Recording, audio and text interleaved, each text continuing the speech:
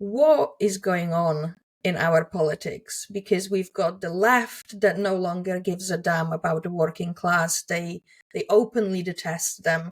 We've got the conservatives that would struggle to pass for a wet lettuce liberal most of the time. They stand for nothing. We've got the liberals that are pushovers by the left. They, again, can't really... The liberals seem to struggle to sort of say, okay, enough now. We've been kind enough.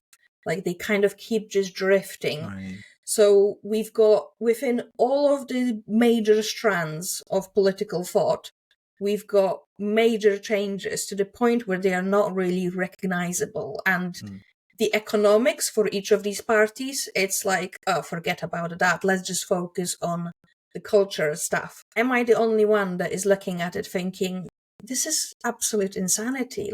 So Yeah. what the hell is going on in politics right now? Well, it's interesting because it reminds me of I live in a constituency that was being fought over between the Lib Dems and Labour. I mean, it's actually a three-way split between Tory, Lib Dem, and Labour, and we had,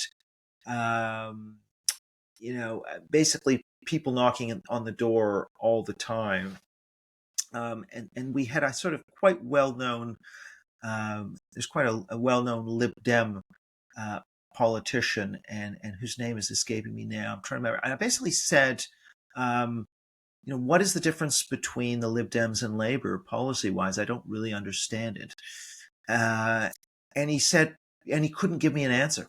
And I think that sort of speaks to your point that really there is very little difference between the Lib Dems and Labour. Now, Labour is basically they're both what I would call progressive neoliberal parties. That is economically, they're kind of market-based centrists, and culturally they're woke leftists. And that's true of both the Lib Dems and Labour. And so, what's happened really more broadly is you've had a realignment.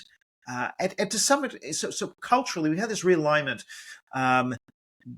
culturally and politically, where the left, it used to be that economic left-right was where you positioned yourself, and the working class were more voting for Labour or left-wing or the Democrats, and the middle class or upper middle were voting for the right. That is now completely gone, almost completely gone. You have the same class composition in parties of the left and right, between Republicans, Democrats, Labour, Tory. There's no real difference in terms of the class of who votes for those parties.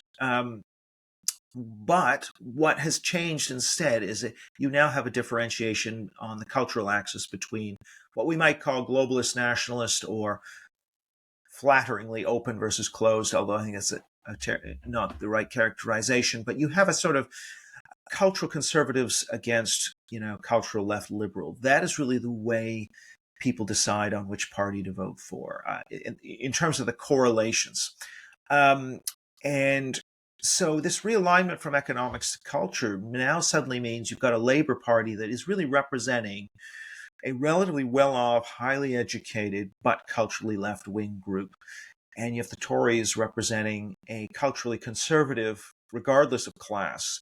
So there's a lot of working class voters there, until this election defeat, of course. And where does the left go? If you look at Labour's manifesto, the number of references to race and gender vastly dwarfs the number of references to class. So it is definitely oriented around the woke totems, race, gender, sexuality. That's really what the Labour activists are fired up by.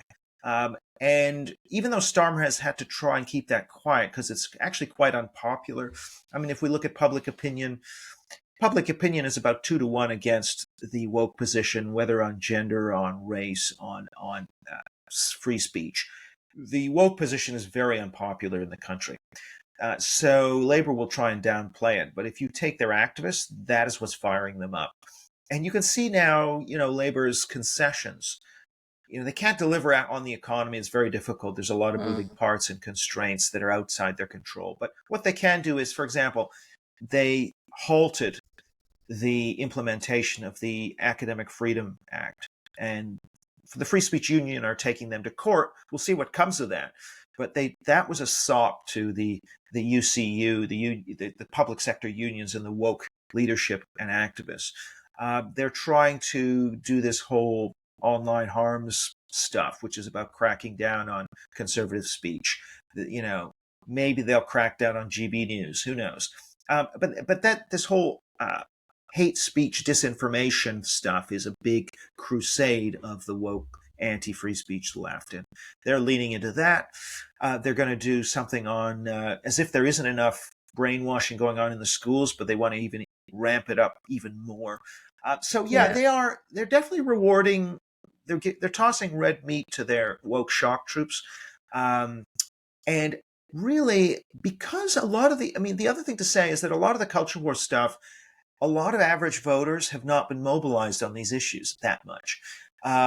Those issues still rank relatively low for a lot of voters. They don't quite understand, even they kind of get the trans issue, but until it's like with the Isla Bryson thing in Scotland, until you actually put a picture of a tattooed male rapist going into a woman's prison splashed all over the papers, the electorate was allowing Nicola Sturgeon to sort of push through all this stuff about, gender recognition certificates at age 16. And all of these sorts of things were going under the radar and would have passed if it hadn't have been for this particular story blowing up.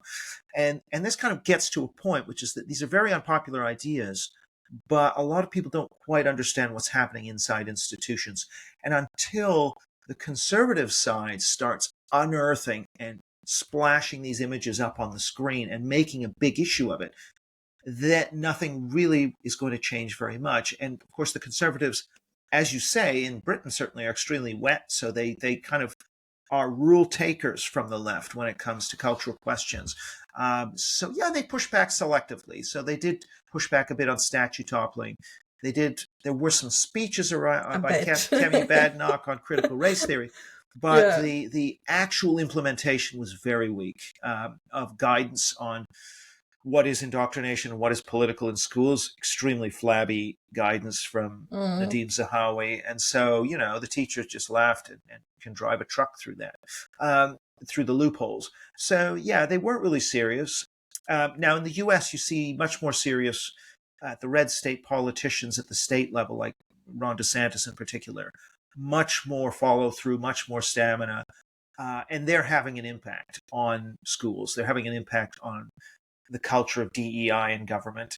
That is what's needed. But it's going to take a different kind of conservative party that is much more focused on culture and not just playing in the nice, safe sandbox called economics that the left will allow them to play in. And that is going to mean politicians being willing to be called racist, sexist, homophobe, stoking the culture war, all that stuff. They need to be doing that in order to be effective, but that's going to take a certain amount of stomach, which the Tories have not hitherto had in this country. And in the US, I would say there are also other priorities. The right has been focused on various other things, the economy, foreign policy, and perhaps, even other bits of domestic policy. They haven't actually been focused enough. Part of the reason for that is because, if you take the US case, you have very powerful lobbies on the abortion issue, very powerful lobbies on tax, on guns, you have lobbies in certain areas. And so the Republican Party has responded and by delivering policy in those areas, but there isn't a powerful lobby to repeal affirmative action. And so, all those Republican states, the Republican ones could have just repealed affirmative action easily. They didn't do it. 4 of them did it. That's an issue that 2/3 of Americans would be with them on. Whereas the abortion bans, it's only a 1/3 issue. And even in the red states, it may be only a marginal, maybe 50%, maybe under 50% of support. So it's kind of, but it shows you that without the lobby groups, without the organization on critical race theory, on affirmative action, on these culture war issues, that won't be seen as a priority by the mainstream right party.